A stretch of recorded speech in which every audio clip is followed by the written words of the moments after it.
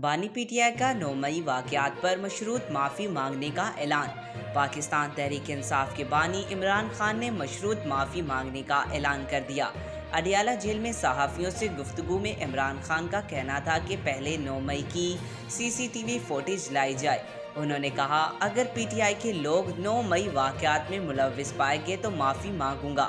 ان کا کہنا تھا کہ اگر پی ٹی آئی کے لوگ ملوث پائے گئے تو پارٹی سے نکال دوں گا اور سزا بھی دلواؤں گا۔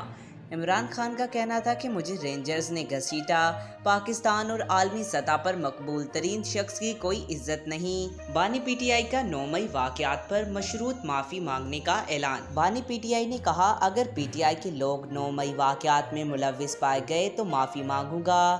ان کا کہنا تھا کہ اگر پی ٹی آئی کے لوگ ملوث پائے گئے ان کو پارٹی سے نکالوں گا اور سزا بھی دلواؤں گا۔ آج تک کے لیے اتنا ہی۔ مزید ایسی معلوماتی ویڈیو دیکھنے کے لیے ہمارے چینل کو سبسکرائب کریں۔